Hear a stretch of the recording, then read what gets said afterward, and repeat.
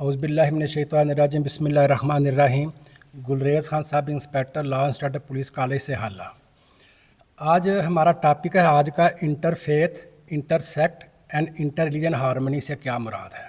اس میں police officer کی ذمہ داریاں کیا ہیں، اسلام اس بارے میں کیا کہتا ہے، اور فنڈامنٹل جو پرنسپل ہیں وہ کیا ہیں۔ تو سب سے پہلے جو اس کا مطلب ہے انٹر فیتھ ہارمنی کا، وہ کیا ہے، باہمی جو ہماری ہم آہنگی ہے اس کا کیا مطلب ہے۔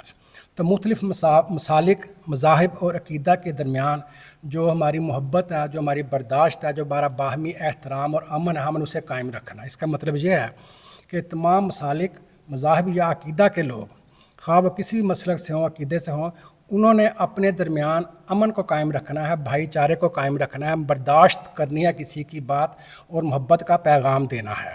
یہ اس کا مطلب ہے۔ مختلف مسالک کے لوگ ایک جگہ پہ رہتے ہیں، مختلف مذاہب کے لوگ ایک جگہ پہ رہتے ہیں، تو وہ کیسے رہیں گے؟ وہ ہم نے اسی چیز کو سامنے رکھنا ہے کہ ہم نے خواہ وہ اکثریت میں رہ رہے ہیں یا اقلیت میں رہ رہے ہیں، ہم نے ایک ایسا ماحول کریٹ کرنا ہوتا ہے کہ کسی کو کسی کے خلاف کوئی شک یا کوئی شکایت پیدا نہ ہو۔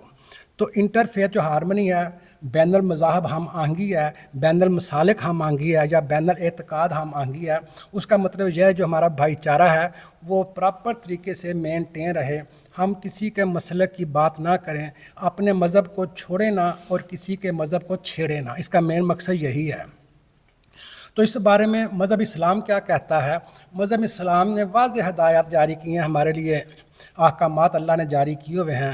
تو اس کی اگر ہم سورہ بقرہ دیکھیں آیت نمبر 256، تو اللہ تعالیٰ نے فرمایا کہ لا اکراہ فی الدین، کہ دین میں کوئی جبر نہیں ہے۔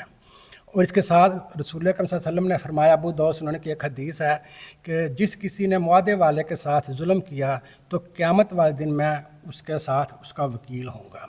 واضح ہدایات ہیں کہ ہم نے خواہ اقلیت ہو یا اکثریت ہو، امن کی بیس پہ رہنا ہے، باہمی اختلاف جو دور کرنے ہیں اور احترام کو ہم نے فروغ دینا ہے۔ اسی طرح جو فنڈامنٹل پرنسپل ہیں وہ کیا ہیں اس بارے میں، تو وہ بھی اگر ہم دیکھیں تو جسٹس ہے، باہمی اعتماد ہے، باہمی اعتقاد ہے ہمارے درمیان، امن کی بات کرتے ہیں، احترام کی بات کرتے ہیں۔ تو اس کے بعد ہم اگر دیکھیں تو برداشت، احترام، وہ جو ہمارا فنڈامنٹل پرنسپل ہیں اس میں واضح ہیں۔ تو اس کے ساتھ اگر ہم ایک پولیس آفیسر کی ذمہ داریاں دیکھیں تو پولیس آفیسر پہ بین المذاہب ہم آہنگی کے حوالے سے بھاری ذمہ داریاں عائد ہوتی ہیں۔ پاکستان میں چونکہ اکثریت ہے مسلمانوں کی، تقریباً 95، 96، 97% لوگ ادھر ہیں وہ مسلمان ہیں، اور جو اقلیتیں ہیں ہماری وہ 3-4% ہیں۔